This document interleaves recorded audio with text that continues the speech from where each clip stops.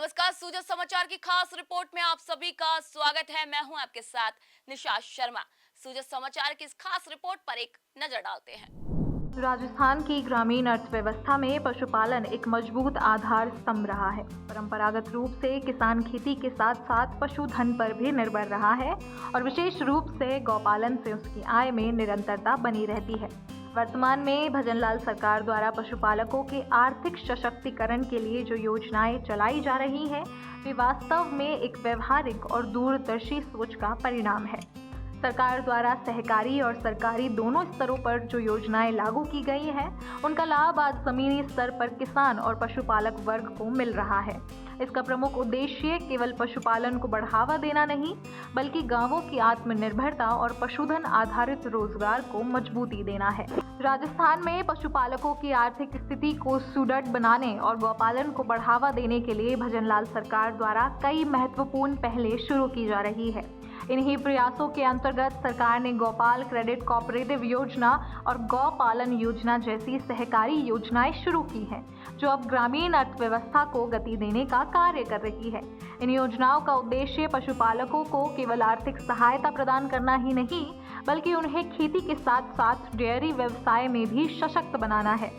सरकार की यह सोच अब जमीन पर उतरती दिख रही है, जहां छोटे और सीमित संसाधनों वाले पशुपालक भी अब संगठित ढंग से अपना व्यवसाय बढ़ा रहे हैं। गौपाल क्रेडिट कोऑपरेटिव योजना के अंतर्गत पात्र पशुपालकों को सेंट्रल कोऑपरेटिव बैंक के माध्यम से आसान किश्तों पर ऋण सुविधा उपलब्ध की जा रही है। इस ऋण का उपयोग पशुपालक चारा, दवाइयाँ, पशु आवास, दूध उत्पादन के उपकरण और अन्य आवश्यक संसाधनों की खरीद के लिए कर सकते हैं।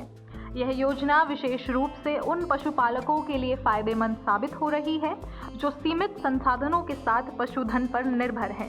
इससे उन्हें अपनी आर्थिक स्थिति सुधारने, पशुओं की देखभाल बेहतर करने और दूध उत्पादन बढ़ाने में मदद मिल रही है। सरकार का लक्ष्य है कि इन योजनाओं के माध्यम से ग्राम आधारित आत्मनिर्भर अर्थव्यवस्था को और अधिक मजबूती दी जाए। गौपालन योजना के अंतर्गत गायों की देखभाल, नस्ल सुधार, स्वास्थ्य सेवाएं, टीकाकरण और डेयरी प्रबंधन जैसी आधुनिक तकनीकों की जानकारी पशुपालकों तक पहुंचाई जा रही है। इसके लिए राज्य सरकार द्वारा समय समय पर प्रशिक्षण शिविरों का आयोजन किया जा रहा है, ताकि ग्रामीण पशुपालक पारंपरिक तरीकों से आगे बढ़कर वैज्ञानिक विधियों से गौपालन कर सकें। इस योजना की प्रगति की जानकारी देते हुए सेंट्रल कोऑपरेटिव बैंक के प्रबंधक निर्देशक श्री हरीश सिवासिया ने बताया कि अब तक हजारों पशुपालकों को ऋण वितरित किया जा चुका है। उन्होंने बताया कि ऋण प्रक्रिया को सरल, पारदर्शी और तेज बनाया गया है, ताकि कोई भी पात्र पशुपालक योजना के लाभ से वंचित न रहे। श्री सिवासिया के अनुसार पशुपालकों को केवल आर्थिक सहायता ही नहीं, बल्कि पशु पोषण, बीमारियों से बचाव, दूध की गुणवत्ता बढ़ाने और विपणन रणनीतियों के बारे में भी प्रशिक्षण दिया जा रहा है। इन प्रयासों का सीधा असर ग्रामीण अर्थव्यवस्था पर देखा जा रहा है। न केवल दूध उत्पादन में वृद्धि हो रही है, बल्कि ग्रामीण बाजारों में गुणवत्ता युक्त दूध की उपलब्धता भी बेहतर हुई है।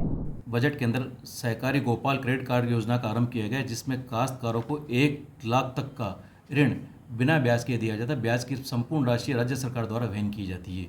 ये जो गोपालकों को मुख्य रूप से अपने गो प्रबंधन के लिए, जिसमें खेली निर्माण है, शेड निर्माण है और बाटा प्रबंधन, ये मुख्य रूप से ये कैपिटल ऋण के रूप में दिया जाता है, जिससे पशुपालक अपने इन पशुओं का अच्छी तरह से देखभाल कर सके और उनको इनकी पशु के उत्पादन में, ये इनके दुग्ध के उत्पादन में वृद्धि हो सके। इसमें काश्तकार को अधिकतम 1 लाख तक का ऋण दिया जाता है, जो बिना ब्याज का होता है, जो संपूर्ण ब्याज की राशि राज्य सरकार द्वारा वहन की जाती है। इसमें 1 लाख 1 साल की अवधि का ये ऋण दिया जाता है। इसमें जो ब्याज है संपूर्ण रूप से राज्य सरकार द्वारा वहन किया जाता है।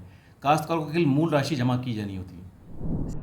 सरकार की इन योजनाओं का एक महत्वपूर्ण पहलू यह भी है कि इससे गौ संरक्षण को भी बल मिल रहा है। सरकार की मंशा है कि गौवंश की देखरेख केवल धार्मिक आस्था तक सीमित न रहे, बल्कि उसे एक आर्थिक संसाधन के रूप में भी विकसित किया जाए।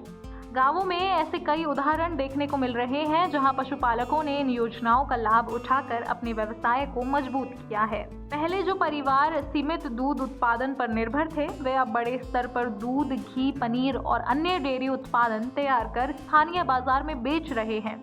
इससे उन्हें बेहतर आमदनी मिल रही है और बच्चों की शिक्षा, स्वास्थ्य और जीवन स्तर में सुधार आ रहा है। राजस्थान सरकार की यह पहल ग्रामीण अर्थव्यवस्था को मजबूत करने की दिशा में एक सशक्त कदम है। गोपाल क्रेडिट कोऑपरेटिव योजना और गौ पालन योजना जैसे नवाचारों से पशुपालक अब आत्मनिर्भर बन रहे हैं और प्रदेश की आर्थिक धारा को नई दिशा दे रहे हैं। सूजा समाचार की खास रिपोर्ट में फिलहाल के लिए इतना ही। फिर आप सभी से मुलाकात होगी नई खबर, नई जानकारी के साथ। तब तक के लिए मुझे दीजिए इजाजत। नमस्कार।